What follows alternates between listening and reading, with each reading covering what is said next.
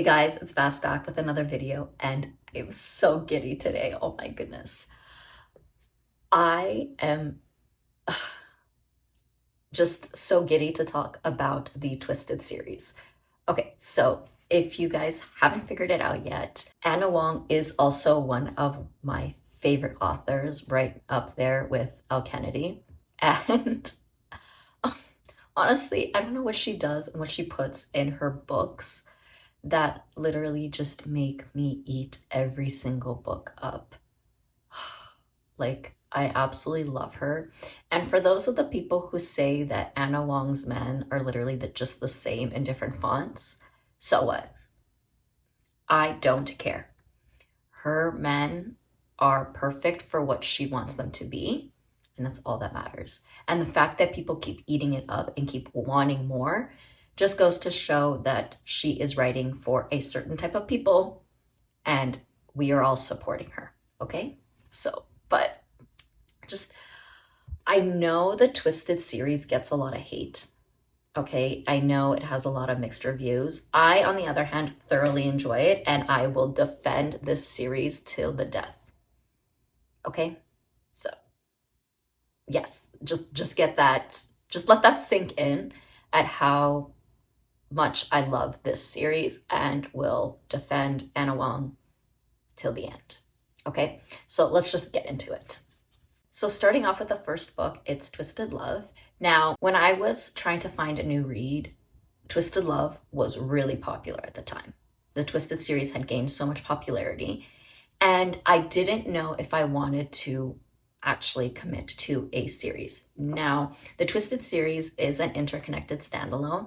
Therefore, you could technically read each book on its own. However, it gets better if you read them in succession because you get cameos from characters from, the first, second, third, or whatever book, but you also get the background knowledge of different stories or different plots that have happened.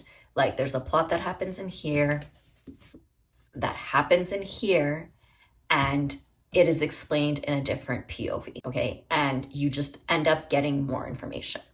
Yes, Anna Wong does a good job of making sure she recaps everything that happens in the previous books so that if somebody is reading this book out of order or only is reading one book out of the four, you're still able to understand what's going on and have a gravity of what's going on.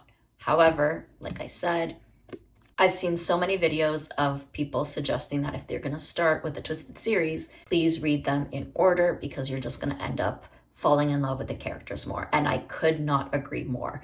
I know it sucks if you just want to read one book because maybe one book has a storyline or a trope that you enjoy and the others don't. I understand how disheartening it can be if you're just like, I want to read one book, but everybody's telling you have to read all four and you're just not into it. I understand that. However, if you're somebody that is okay with starting up a new series or is okay being invested in the series in order to get that payoff, then I suggest reading them all in order and starting with Twisted Love. Okay, enough about that. So Twisted Love is about Alex Volkov and about Ava Chen. Their relationship to each other is that Alex is Josh Chen's best friend, okay? Ava's brother's best friend. So that's kind of like the main trope here is brother's best friend. Okay, now Ava and Alex do not get along. She doesn't like him. He's kind of very cold, hence the like ice particles like on here is that he has this heart of ice, and he's so smart that it almost like gets him into trouble. Like it's almost like a disadvantage to him.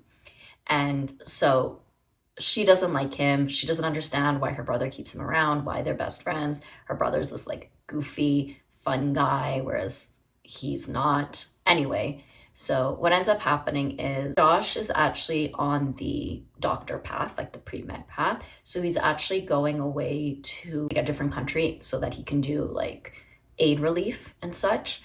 And just before he leaves, he asks Alex if he can look after Ava.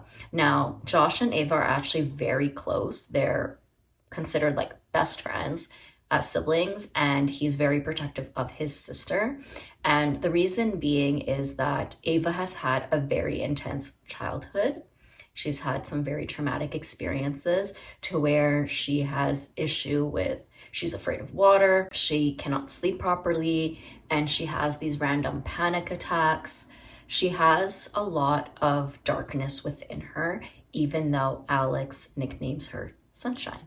Because yes, she has a very sunny disposition and very happy and go lucky in public. She feels this deep darkness at night or when she's by herself. So Josh is very protective of her. So he says that he only trusts Alex to take care of her. He also believes that Alex won't fall in love with her, but that he will accept this task and give her like full protection. Alex is also a billionaire. His high IQ has allowed him to build a company and be a billionaire. He and his uncle do business together, and his uncle is actually his guardian. And we do find out later what happened and how Alex doesn't have a family anymore. And the major storyline for Alex in this book is trying to hunt down the person who murdered his family. Like, Alex is very protective, and when he finally chooses and admits that he likes Ava and that he wants her as his, he does nothing to stop. He is just protective, he's obsessive, he is every bit of deranged that we like. And it's really funny because Ava even says it at one point in the book where she's like, "You're acting insane. Please leave me alone." But it ends up working out. I will say this, though, that I like the way the groveling worked in this one. And I love the little things, little hints that he does to show her that he cares and that he's all in. Although the one problem that I have with this book, and no, it's not the singing scene. For everybody who says Alex singing is horrible, I liked it. Not that. It is the inconsistencies in this book. I don't hold it too high because when Anna Wong was writing this book, I think she had a very specific way she thought the book was going to go. And she addresses a lot of the inconsistencies later on in like a few chapters after something happens. So she does wrap around and explain it. I just thought that she would explain it sooner. So there are moments in this book where I'm like, what is happening? But then a chapter will go by or two chapters will go by and then it'll be addressed. And I'm like, oh, that's what happened. Okay, she didn't forget. But because of that, I didn't really like that. That was my only downside to this book, was that. However, I did notice that as the series continued, she was able to, fix that stuff. And you could tell just by the size of the books. You can tell Twisted Love is the smallest book out of all four in the series. And I believe the reason it is that small is because she could have added more detail or fixed those inconsistencies sooner, but she didn't. However, I really thoroughly enjoyed this book. And I remember the first time I read this book and being like, why do people hate this book? I'm loving it. Like, I'm actually enjoying it. Because everyone said that this is their least favorite out of the entire series. But I loved it, no problem. And people said that if you didn't like the first book or you couldn't get past the first book, they would just stop reading the entire series. And it makes me so sad that people would stop reading the series just because they didn't like the first book. And I know that's logical and every person has the right to do that, but it makes me sad that they didn't get to read the rest of the novels. Okay, going on to Twisted Games. So Twisted Games is actually the book that I wanted to read the most out of this series. And it kind of annoyed me that it was the second book in the series. So me and the way my brain works, I had to read Twisted Love in order for me to read Twisted Games. And I am happy that I did because we got to meet Bridget and Reese, and we got to meet all of these characters in a different light in Twisted Love. This is fulfilling my Princess Diaries fantasy, okay? It is Bridget, who is a princess of this European country, and her bodyguard Reese as the trope. So it is a forbidden love story. And when I tell you, This was my favorite book for a long time. Oh my goodness. How many times I've reread this one, I don't even know. But Twisted Games will always have a place in my heart. Okay, let's just get into it. So Bridget is a princess and she has an older brother, which is important because her older brother is supposed to be the one who is the king and in charge of the country. He has been raised to do it. He has all the obligations to do it, but he falls in love with a non-royal, and in order for them to get married and have their life together, he has to abdicate the throne. And who does that throne go to? It goes to Bridget. So Bridget is like, what am I supposed to do? I'm at school. I'm finishing up. I'm supposed to have a career. I know I was supposed to move back home at some point, but it wasn't supposed to happen now. It wasn't supposed to happen like this. And for her, it's really interesting because their grandfather is the one who raised them, and he's starting to have health issues. And Bridget is utterly scared that something bad is going to happen to her grandfather and that she's just going to fail this country. Okay, her grandfather is stepping down, but because he's stepping down and because her brother doesn't want to fulfill the role, it falls under her. And although she is by blood able to do this and has the courage to do it, she is just feeling like the world is on her shoulders. She's a young 23-year-old or however old she is. She's in her early 20s. She's just finishing school. She never expected to have this responsibility and therefore had some privacy in her life and was able to fulfill, a fairly normal life. Except for having bodyguards, everything else she was able to do. And the bodyguard that she had in Twisted Love and at the beginning of Twisted Hate, she is very close with. And she's very sad to see him go because he's going on paternity leave.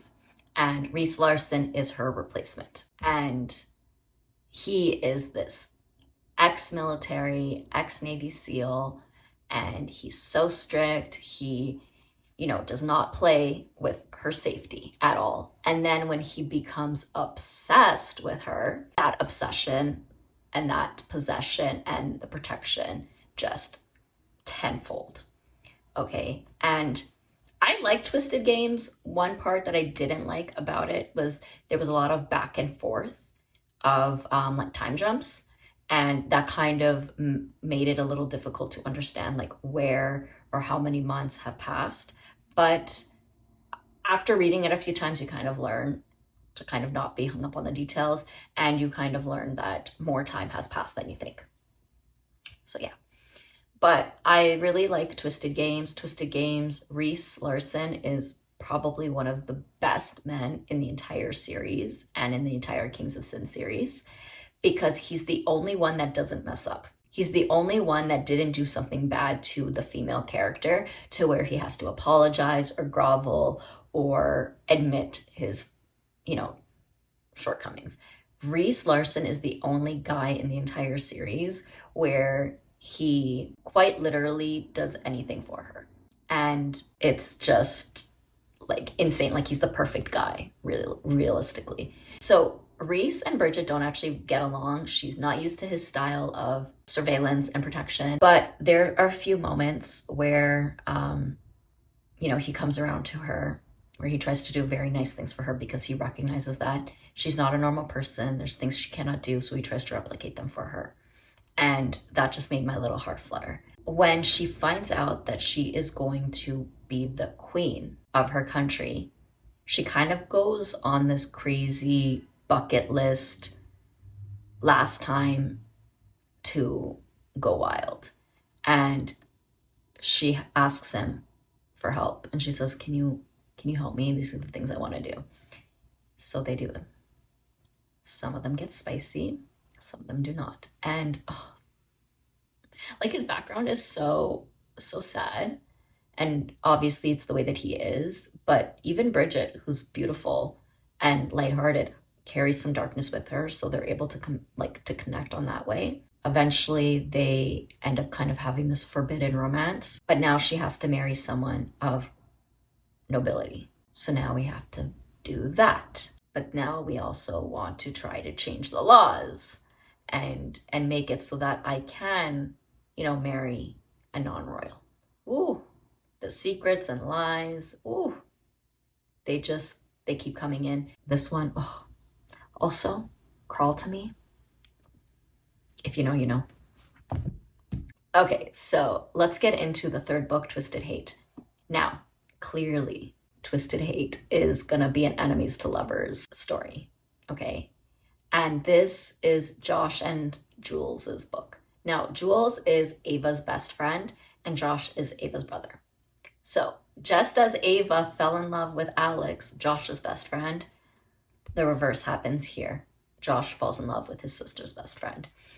They actually hate each other. And when I tell you this is what an enemies to lovers book should be, the tension, the hate, the spicy, like it works so well. So Jules is about to be a lawyer, or that's what she's in. She wants to become a lawyer. Josh, like we said before, is a doctor. They end up actually working at the same place. So Jules ends up handling more of like the law and like the legality aspects of the healthcare, whereas Josh ends up providing like the physical aid and relief to that place. So they go back and forth all the time. Josh doesn't really like Jules because he feels that she is a bad influence on his sister and that whenever she's involved, something bad goes down. Yes, she's very loud and dramatic, and she always says inappropriate things, and she's unapologetically herself. She doesn't get embarrassed, and Josh kind of finds that annoying because she can do that and he can't.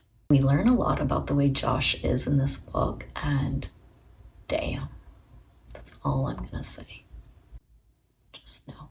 So Josh in this book is dealing with a lot of family issues that get revealed in Twisted Love. So I'm not going to reveal that. But when I was reading Twisted Hate and I knew it was going to be his book, I actually forgot that this storyline that happened in Twisted Love was going to have an effect on him as well. And I like that we were able to see the repercussion of that in Twisted Hate. So it was interesting to see how he navigated that whole storyline and how he was affected by it. Now, Jules is kind of dealing with a little bit of her past in this one. An ex-boyfriend of hers tracks her down and wants her to do things that they used to do when they were younger. Jules has a bit of a background to where, she was really desperate and had to get out of her family situation, that she did a lot of things that she would never do now. And this guy is coming back to her to remind her that he has this dirt on her and that he knows that he can, do damage to her reputation if any of that material gets out. So she's trying to navigate how to get herself out of the situation by, either playing nice or working double sides or just how to figure it out, right? And what I like about Anna Wong's books is that she really finds a way to incorporate everybody in some way, shape, or form in her books and really makes this interconnected series worth and invested in reading everything. Okay, so we end up meeting a character actually in Twisted Games. He ends up coming into play in Twisted Hate, and then we end up with his story in Twisted Lies, and that's Christian. But she ends up using his help and things end up working out, right? So we got little Easter eggs in every book leading towards the end. And there is a specific scene in this book, and it's the I lied scene. And I was thinking about this, okay? I haven't really heard many people talk about why they think he is the worst character out of all the books because of that one scene. And I think the reason is because Josh is just a regular guy. Okay, he's not, a prince consort. He's not a billionaire. He's just a wealthy guy who is a doctor and he's just trying to get by. He's much more attainable as a character than all the others. And I think we really do put ourselves in Jules's shoes and in Josh's shoes when he says, I lied. And we can see that happening to us, and that's why it hurts us more. It is something that is relatable, and it is something that occurred during a very vulnerable scene and a vulnerable moment that all of us could see happening to us. In Twisted Love, in Twisted Games, and even in Twisted Lies, things happen. They're so outlandish. They are just not relatable at all, which is why we love the stories. But what happened in Twisted Hate could easily happen to me. And I think that's why it hurts, because you can sit there and think, oh my goodness, what would I have done if I was in these shoes? And your heart breaks because it could happen. And I haven't really heard anybody say it or talk about that scene in that light. And that is essentially it.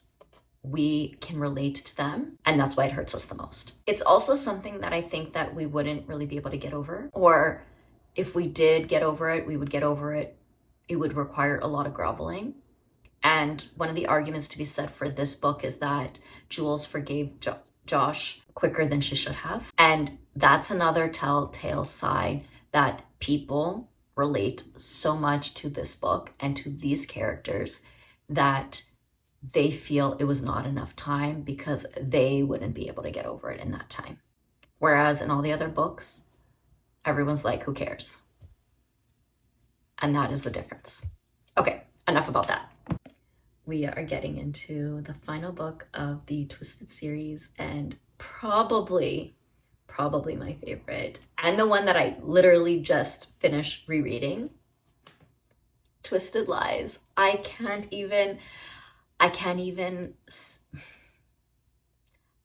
believe I'm about to commit to this video that I put Christian Harper at number 1. Guys, I don't know what's wrong with me. The chokehold this guy has on me is ridiculous. It does not make sense at all. But this guy, honestly, guys, I cannot. I absolutely love this book with all of my heart.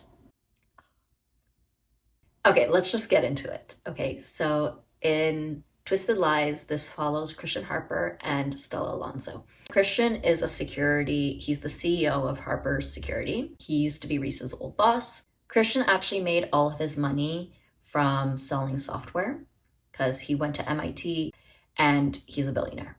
Okay, so he's wealthy, he's connected, he is really smart, and he can do some damage. Stella, who is our female main character, she is one of the core 4 of the girls. So she is one of Ava's best friends. Stella is actually an influencer. She has like a blog. She's trying to grow her Instagram account. She also works in the fashion industry. Okay, and Stella comes from a wealthy and accomplished family to which she feels like she can never measure up. The relationship between Stella and Christian is quite interesting because in, I believe, Twisted Hate, Stella and Jules end up living together. They end up looking for places at Christian's building, but it's too expensive. But once Christian sees Stella, he, slashes the rent to make it affordable for them. They end up having a beautiful apartment that's actually 1 floor below Christian. So in Twisted Lies, we get to see that relationship between Stella and Christian and how he was able to keep her at his building by slashing the rent. Now, Jules ends up moving out, obviously, because she gets with Josh in Twisted Hate. So now Stella's living by herself. And she had mentioned to him that Jules was moving out, therefore she wouldn't be able to afford living there by herself. What does he do? He says to her, you know what, why don't you just come in and water my plants? We'll keep the same rent amount that you were paying, so whatever your half was that you were paying, plus just come in every other day or whatever into my house, into my penthouse, and, water my plants. We're all Gucci. She's like, wow, that is very generous, thank you. So she accepts that offer. The tension between these two from the first page, from the first chapter, oh my goodness. I don't know how Anna Wong does it, how she writes this tension between the two. It's insane. Okay, and I think that's why I fell in love with this book right away from the beginning, was because I could feel the tension, I could feel the obsession from the very beginning. Okay, anyways, so Stella is trying to grow her Instagram account. She's trying to grow her business. She hates her job and eventually ends up getting fired because she's not available when she was needed. Now she's trying to figure out what needs to be done. She's talking to her agent to try to see how, she could have enough money. The major issue with Stella is that she is actually paying for her nanny's healthcare. So when she was younger, her parents had hired a nanny to take care of her and her sister. But Stella feels that this woman basically took care of her. She was basically a mother to her. And now that she is ill and doesn't have a family to help her, and she's in this retirement home, that she feels responsible for taking care of her. And she is put into the best facility in the country, but they keep raising prices of rent. So Stella has to figure out a way to make rent for her, but make rent for herself, and to still, she's trying to figure out how she's supposed to get all this money because she needs a lot of money. And so she's going after this brand deal, and it's a big deal. Okay, it's with a perfect brand that she's always wanted to work with. The pay is spectacular. It would solve all of her problems, and she would have an opportunity to work on more of her independent stuff. Now, one way for her to obtain this brand deal is, like I said, to grow her Instagram account. She's been stuck at, I think, like 800 and something, or closer to 900,000 followers. And she realized that if she had 1 million followers, it really would help her out. Her agent suggests that the only way that she will really be able to gain that many followers and quickly is if she is in a relationship. And at that time, they state that, people are voyeuristic and they really want to see couple content. So she goes, this really sucks that I'd have to, get into this relationship. I don't even want to date anybody. I don't want to get into a relationship. But at the same time, like, if this is needed, maybe I'll do it. But she also hates that she has to lie to her followers, and therefore if she lies to her followers, she has to lie to her friends and then her family, because everyone's going to find out that she's seeing someone. So eventually she decides to take it up and say, okay, you know what? Why don't we do like a fake dating thing? It'll be a transaction, only, myself, my agent, and the person that I'm dating will know. She goes through all the guys the list of people that could possibly do this, and it's just bust after bust after bust. And Christian ends up on her last date, and he's like, what's going on? And, you can tell he's starting to get jealous here. She eventually just explains to him the situation, and he agrees or suggests that he could be the fake boyfriend. And she's like, I'm sorry, but why would you want this? Like, what would you get out of this? He basically says, look, I go to a lot of events, a lot of public events. I need somebody with me to accompany. And I want somebody that I can actually talk to and isn't going to be all stuffy and, just using me to get into these places. He goes, we'll have an organic time together. And so they, ping pong back and forth on the stipulations to a contract, and, they figure out the rules. When they actually go to a first event where Christian shows the world that he's with Stella, and Stella is able to post her first picture advertising that they are together, the internet goes crazy, her friends go crazy. She now has to deal with the repercussions of, okay, now I'm in a fake relationship and I'm going to have a lot of buzz around me right now. So 3 things happen. 1, her family finds out and they're like, why is this the first time we're hearing about this? Her friends are like, excuse me, what is going on here? And then her stalker reappears. Yeah, Stella has a stalker, and he reappears. He went quiet for 2 years, but as soon as she posted a picture of her and Christian, or of her with a guy, he starts sending notes again and says, you were supposed to wait for me. How could you do this to me? Blah, blah, blah, blah, blah. So she's getting a lot of attention. She's is able to explain to her girlfriends, hey, you know what? The guy is Christian and it's a mutually beneficial arrangement. There's no feelings or love involved. There's no sex involved. He needs somebody to accompany him to these events. I need someone to help me build my brand. That's it. The girls are a little worried, but they're like, okay, you know what? You know what you're doing. They're going to more events. Stella is receiving more threats from her stalker, and Christian ends up finding it. Okay, he ends up finding out, and he goes ballistic. Stella is living at his building. It should be the most secure building ever, but for some reason this guy is able to get around, and that's a problem. So Christian eventually moves Stella into his apartment because it's just getting worse and worse.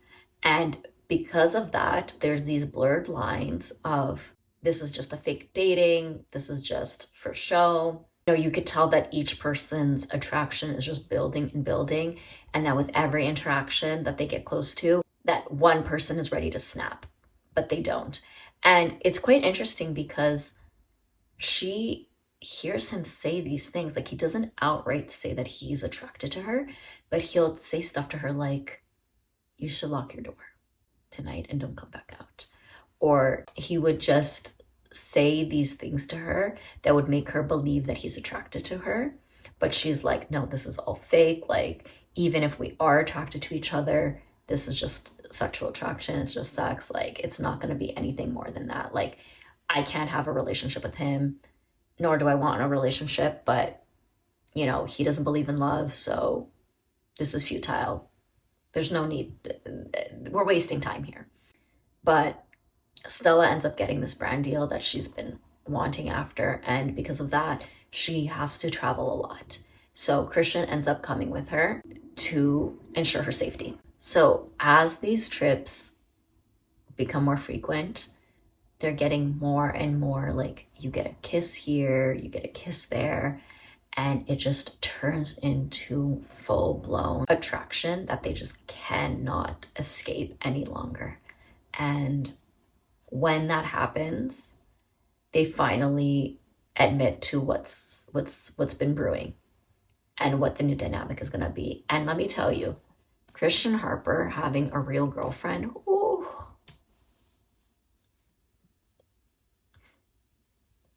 he does anything and everything for her. Okay, and it's, oh, so good. The only thing is that Christian has his own secret regarding Stella, and it ends up being a big one. In my opinion, it's not that bad.